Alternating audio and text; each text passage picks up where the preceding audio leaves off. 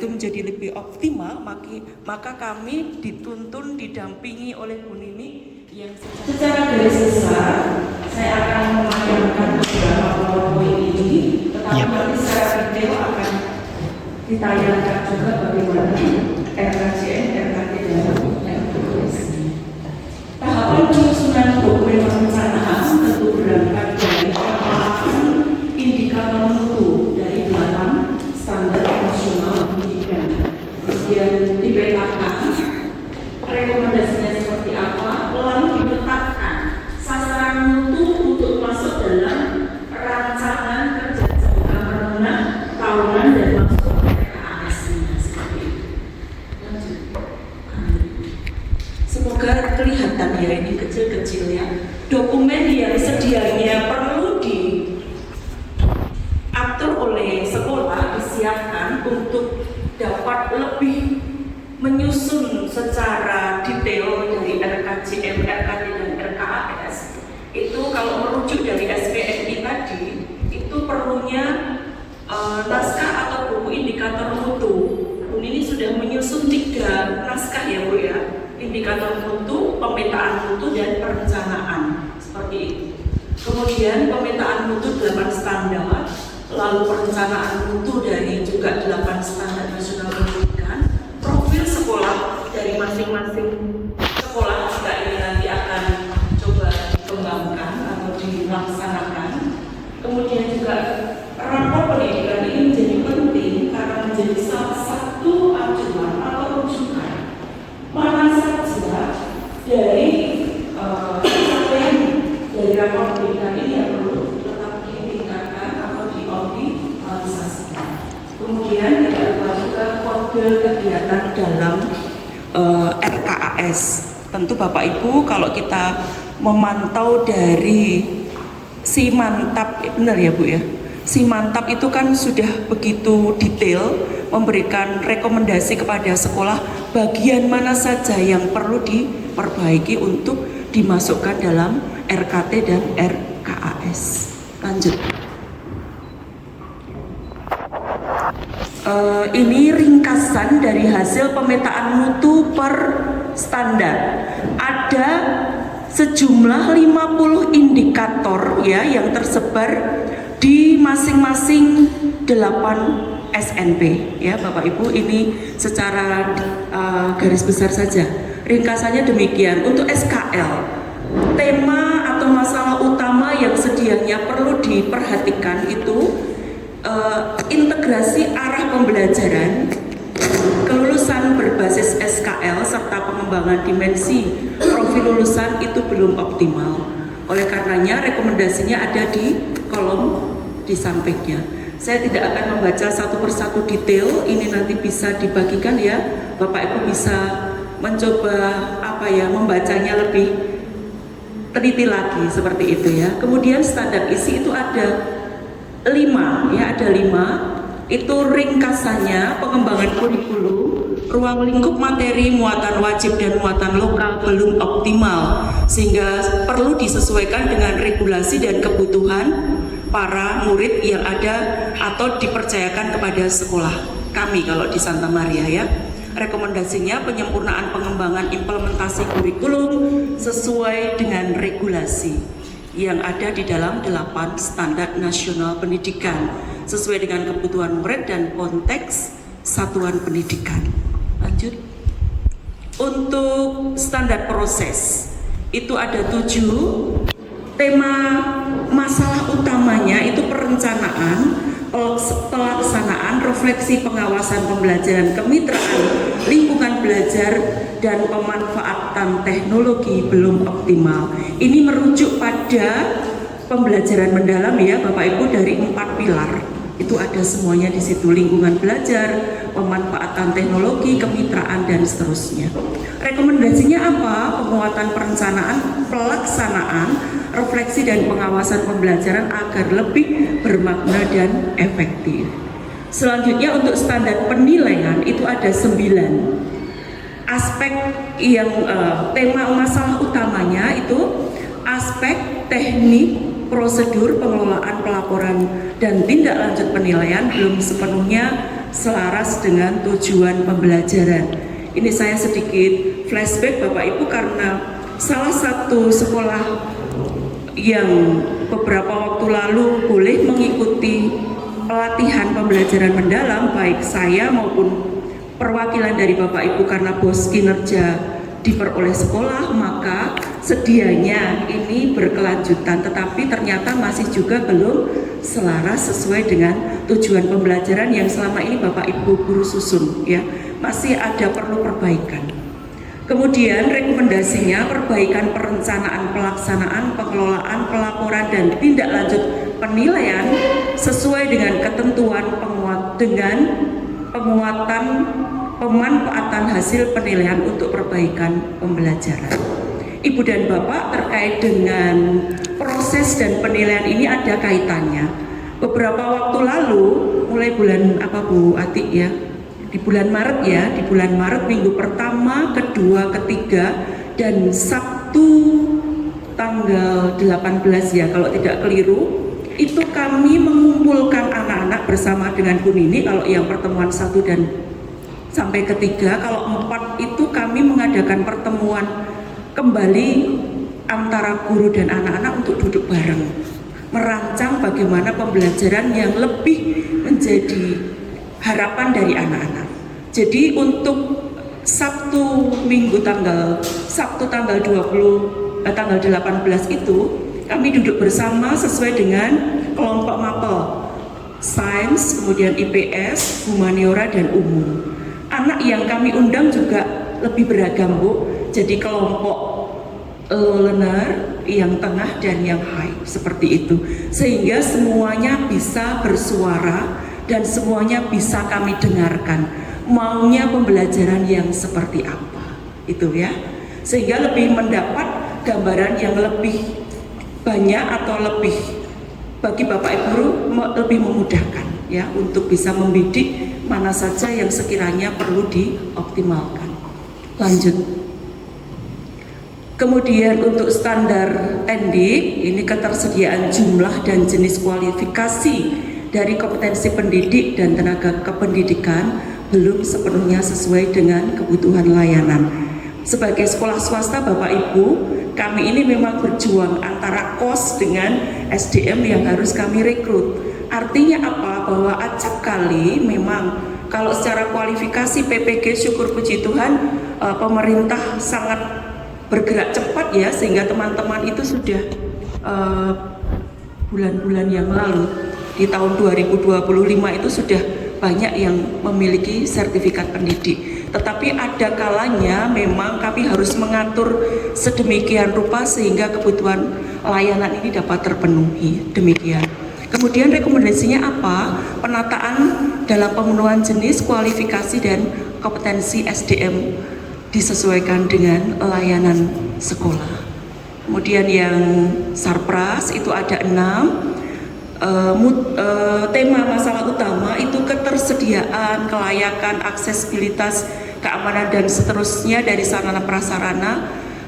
Itu memang beberapa tempat itu sudah sangat optimal, tetapi seperti digitalisasi yang sedianya diperlukan itu masih IFP kami juga masih punya dari sumbangan pemerintah, tetapi untuk secara mandiri punya itu masih belum memungkinkan, sehingga perlu pemenuhan di beberapa kebutuhan sarpras yang perlu kami penuhi untuk juga dapat lebih mengakomodasi kebutuhan dari layanan kami. Selanjutnya, slide selanjutnya, untuk pengelolaan. Ini pengelolaan terkait dengan tugas saya sebagai yang dituakan di sekolah. Itu tentunya ada tema masalah utama, perencanaan berbasis data, pemanfaatan RKJM, RKT, pelaksanaan program, sistem informasi manajemen, pengawasan dan SPMI masih belum optimal. Oleh karena itu, di situ ada rekomendasi bahwa perlunya penguatan perencanaan berbasis data. Kemudian untuk pembiayaan, tema masalah utamanya dari subindikatornya ada 5 ya Bapak Ibu. Perencanaan dan pengelolaan pembiayaan belum sepenuhnya berbasis prioritas mutu, efisiensi, transparansi, dan akuntabilitas. Oleh karena itu perlu penyusunan pengelolaan pembiayaan yang dapat dilakukan secara efektif, efisien, transparan, akuntabel, dan berbasis prioritas mutu. Ini ringkasan, Bapak Ibu, ringkasan dari 8 standar. Karena merujuk pada hasil raport pendidikan, maka slide yang kali ini saya ringkaskan hanya merujuk pada 2 standar ya, dari proses dan pengelolaan. Proses itu miliknya Bapak Ibu guru, pengelolaan tentu milik kita yang diberi kepercayaan sebagai kepala sekolah. Untuk standar mutu di RKJM itu 4 tahun, mulai tahun 2026 sampai dengan 2029. Sasaran mutunya untuk standar proses itu terlaksananya pembelajaran yang memenuhi komponen minimal ya. Tentunya ini juga berbasis pembelajaran mendalam ya Bapak Ibu, prinsipnya berkesadaran, bermakna, menggembirakan, dan diperbaiki berkelanjutan. Seperti itu. Seperti yang kami coba upayakan, mendatangkan anak-anak untuk memberi masukan kepada Bapak Ibu guru untuk diatur seperti apa ya. Ini hasil dari diskusi. Untuk pelaksanaan dari pembelajaran yang berbasis suara murid itu akan dilaksanakan oleh Bu Ati nanti pertama kali di tanggal 30 April. Meskipun dalam timeline itu sedianya dilaksanakan di bulan April, karena ada kegiatan tertentu yang tidak memungkinkan liburnya cukup panjang, maka masih dapat kami laksanakan di bulan. Kemudian untuk program yang ditawarkan itu adalah program Kompasko Design ya Bapak Ibu.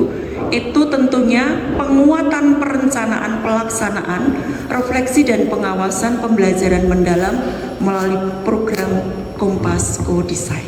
Kemudian indikator keberhasilan yang utama diharapkan perangkat ajar Bapak Ibu guru yang Sabtu tanggal 18 itu Bapak Ibu guru entah membawa RPP-nya atau langsung di filenya masing-masing, mengakomodasi suara murid itu langsung diperbaiki di situ ya. Sehingga perangkat ajar sungguh-sungguh memuat komponen minimal ya. Suara para murid ini terhimpun, didengarkan. Selama ini bicara terus ya. Bapak Ibu ini belajar pasang telinga untuk sungguh-sungguh mendengarkan suara para siswa seperti apa, tanpa menurunkan grade yang sedianya dikawal, seperti itu.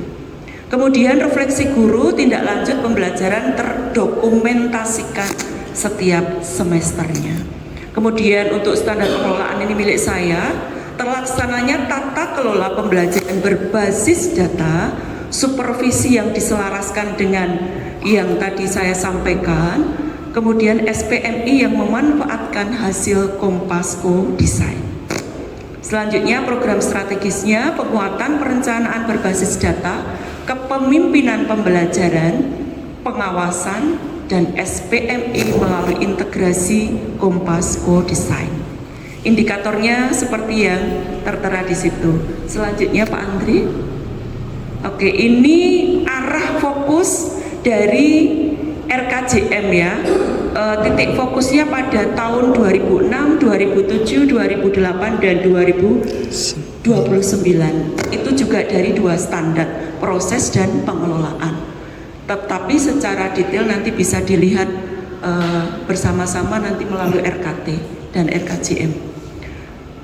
Fokus tahun 2026 ini menyusun standar minimal perangkat ajar melalui pendampingan ya, in-house training, pembelajaran mendalam, dan proses ini tahun 2026 ini proses penanaman, artinya baru mencoba untuk menanam ya dari program Kompasko Design ini pada kelas atau mapel prioritas. Ibu dan Bapak tentunya mapel yang dipilih atau kelas yang dipilih ini pun saya komunikasikan kepada Ibu Bapak guru, mana yang mau menjadi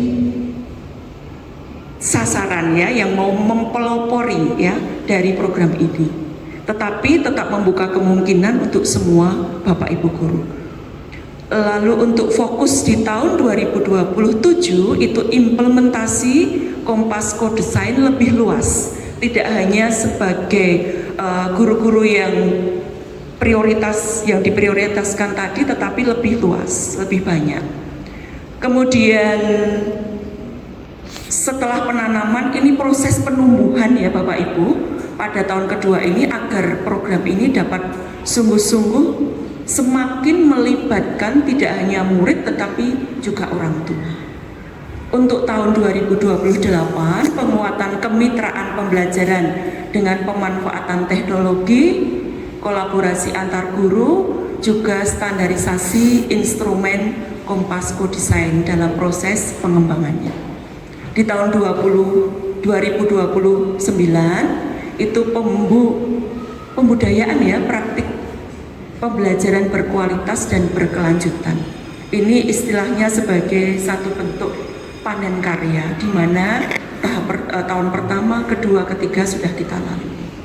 Kemudian untuk standar pengelolaan, penetapan Kompas Co-Design sebagai mekanisme sekolah dalam supervisi akademik dan evaluasi pembelajaran. Ini ada instrumennya yang juga bisa diselaraskan dengan program ini. Kemudian di tahun 2027 itu pemanfaatan hasil dari tahun sebelumnya itu untuk ditajamkan di RKT serta kemitraan sekolah, juga di lingkup keluarga untuk proses penumbuhannya. Karena memang kalau kita berjalan sendiri, tidak berjalan bersama, artinya murid dan orang tua, maka hasilnya tentu kurang optimal. Harapannya demikian untuk di tahun 2027. Di tahun 2028 itu integrasi Kompas Co-Design ke dalam SPMI dan penguatan dokumentasi praktik baik yang sudah dikembangkan.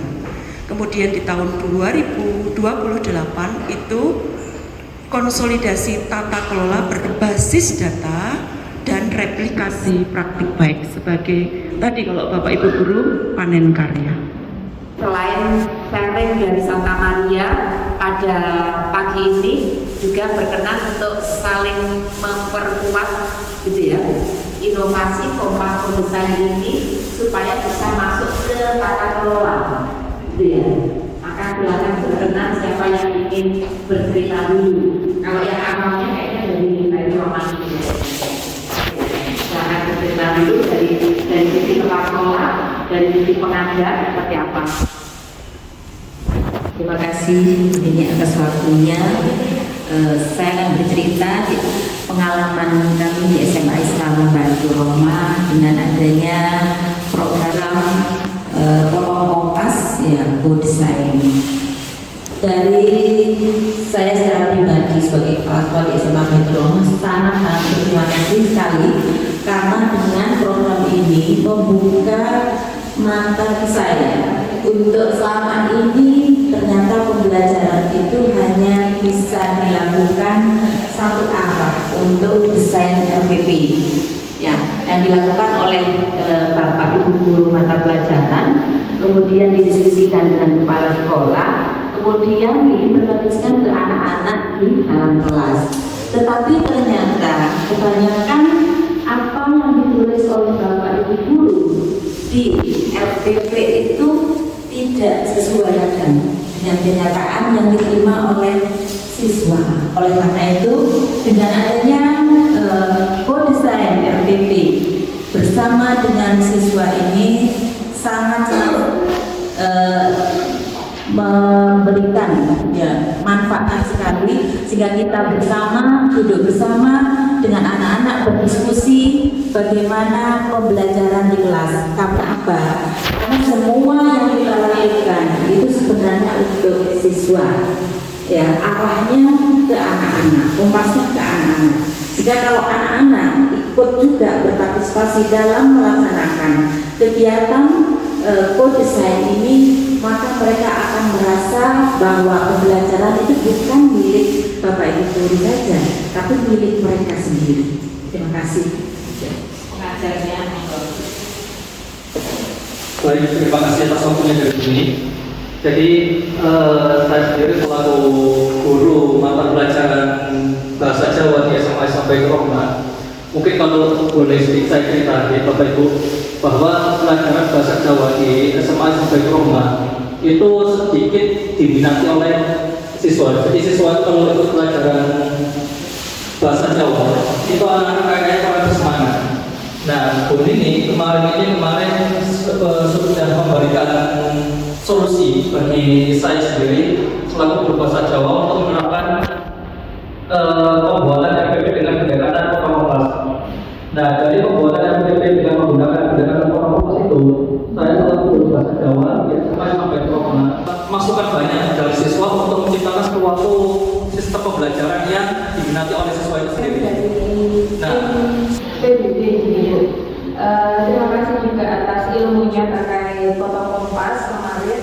Alhamdulillah itu menjembatani Bapak Ibu guru kami di sekolah kami terkait kemitraan pembelajaran itu. Jadi kemarin kita masih ada beberapa kebingungan kita menggunakan kemitraan pembelajarannya seperti apa. Nah, karena dijembatani oleh Ibu Kusno terkait kota kompas, jadi kemitraan pembelajaran antara guru dan siswa itu terlaksana dengan baik. Karena di awal siswa memberikan keinginannya untuk belajar apa dan juga tujuannya juga direncanakan bersama gitu. Dan akhirnya dapat juga instrumen dari ibu yang di buku gitu. Itu kalau kami dari tim PBB itu izin saya mengutarakan sebagai gurunya kemarin, guru modelnya, hasil dari observasi kami itu sebenarnya anak-anak pembelajaran, izin saya sebagai guru fisika, belajar fisika sampai sudah enjoy, saya tidak terlalu cepat dalam mengajar, tetapi memang fokus anak-anak kami itu fluktuatif. Jadi kita tidak bisa membuat fokus di pembelajaran dari awal sampai akhir. Nah, itu ternyata masalah anak-anak. Saat fokus itu hilang sedikit saja, maka untuk menjembatani dari materi satu ke materi yang lain itu sangat susah. Sehingga karena kehilangan momen itu, maka di tengah ke akhir ada yang beberapa tidak semangat untuk belajar gitu. Nah, anak-anak menginginkan pembelajaran itu tetap seperti biasanya, hanya saja mungkin simulasi ataupun kegiatan praktikum, padahal itu juga sudah sering saya lakukan. Akhirnya saya beri satu obat di mana dalam satu pembelajaran itu dua metode atau dua model pembelajaran saya terapkan. Yang pertama anak-anak simulasi tetap, demonstrasi tetap. Yang pertama anak mencari konsepnya itu dari praktikum sederhana, dan yang kedua melalui proyek seperti PBL, tapi sebenarnya bukan PBL itu karena memang saya ambil sebagian-sebagian itu saya padukan, sehingga pada saat satu kegiatan pembelajaran utuh mulai dari awal sampai akhir itu anak-anak tidak ada yang merasa capek, bosan ataupun jenuh dalam pembelajaran fisika. Dan alhamdulillah saya kemarin walaupun masih 2 siswa, karena memang ada beberapa siswa yang saya notice, oh ini yang perlu obatnya dosisnya sedikit tinggi, oh ini dosisnya sekian. Nah, siswa-siswa yang perlu saya notice itu tadi alhamdulillah mendapatkan obatnya. Dan akhir dari kemarin potong kompas juga kami melakukan refleksi, memang ada 1-2 siswa yang masih perlu dilakukan atau dicari formulasi obatnya, dan itu akan berlanjut dan seterusnya. Sehingga saya rasa kegiatan ini sangat bermanfaat karena belajar itu tidak akan pernah berhenti. Jadi akan kami lakukan terus-menerus untuk sampai pada tahap refleksi dan digunakan untuk model kegiatan selanjutnya. Seperti dari alhamdulillah, memang kami yang baru praktek itu kemarin baru 2 minggu saja, gitu ya, dari mapel matematika yang Cambridge, kemudian yang satunya itu geografi. Kalau geografi kita ikut yang bonus. Nah, kemudian untuk mewadahi mapel-mapel yang lain itu memang setiap akhir semester kita meminta siswa untuk mengisikan evaluasi pembelajaran selama 1 semester. sehingga di evaluasi itu ada pertanyaan terkait dengan co-design ini. Jadi pembelajaran seperti apa yang diinginkan siswa, hanya saja memang beberapa guru tersebut tidak kami pertemukan secara forum, sehingga Bapak Ibu guru melihatnya dari Google Form yang diisikan oleh siswa. Itu sebagian guru yang lain. Nah, untuk yang dipertemukan dengan siswa, ini yang di matematika Cambridge kemarin, siswa mengutarakan kesulitannya di beberapa materi. Kemudian siswa juga menyampaikan mana kegiatan yang menurut mereka itu menyenangkan, mana kegiatan yang kurang mereka sukai.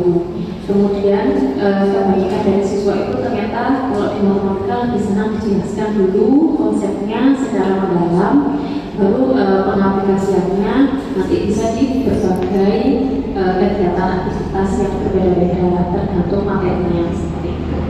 Kemudian guru akhirnya memperbaiki pada pertemuan yang selanjutnya itu disesuaikan dengan harapan siswa, dan ternyata Ananda jauh lebih aktif. Hasil dari belajar pada pertemuan tersebut juga lebih maksimal dibandingkan sebelumnya. Nah, untuk yang di pembelajaran geografi, anak-anak juga mungkin melihatnya beberapa siswa itu merasa jenuh gitu ya, karena geografi lebih kepada teori seperti itu. Nah, akhirnya dulu saat itu menggunakan TTS ya, kita kecilan. Cuman saat itu alhamdulillahnya ada peneliti yang langsung hadir di kelas kami dan memberikan masukan kepada guru, baiknya TTS itu dibuat oleh siswa dan dikerjakan oleh siswa yang lain.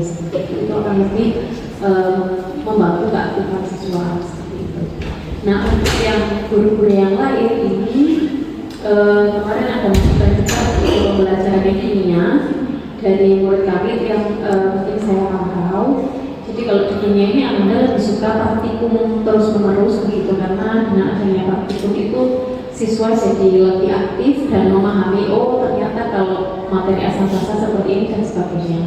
Nah, akan tetapi karena tidak semua materi itu bisa dipraktikkan, sehingga saat itu guru lebih kepada menunjukkan ke penerapan di kehidupan sehari-hari seperti itu. Jadi misalnya limiting reactor waktu itu pembahasannya tentang limiting reactor atau reaksi pembatas.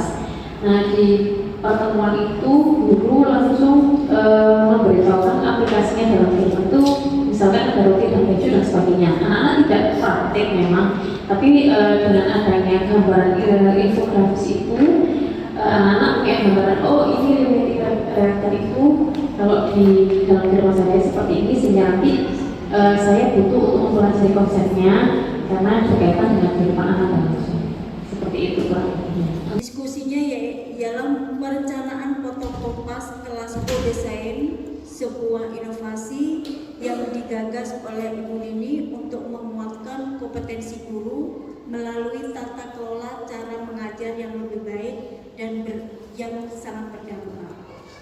Pengimbasannya kepada guru SMA Islam Nusantara yaitu kegiatan tindak lanjut dari pertemuan tersebut, yaitu melakukan pengimbasan kepada guru di SMA Islam Nusantara untuk mencoba menyusun melakukan cara mengajar baru. Semenjak masuk inovasi kompas desain ini menjadikan kepercayaan diri guru saya pribadi untuk RPP ini berjalan dengan baik itu. Penerapan inovasi co-design yang telah disampaikan oleh guru tadi memang tidak semua guru. Kami ada 15 guru, termasuk ada yang muda, senior seperti itu, dan kami memulainya yang bisa menjadi model adalah yang muda terlebih dahulu. Ada 7 guru dan 2 guru sudah melaksanakan, 4 ini, 5 ini masih perlu penguatan dan pendampingan dari guru dan pendampingan untuk penerapan berikutnya, karena memang impact untuk keberlanjutan peningkatan mutu pendidikan sekolah kami yang masih terus mempromosikan, masih terus memberikan layanan yang terbaik untuk murid, maka ini menjadi satu kunci bagi sekolah kami untuk meningkatkan kualitas pembelajaran.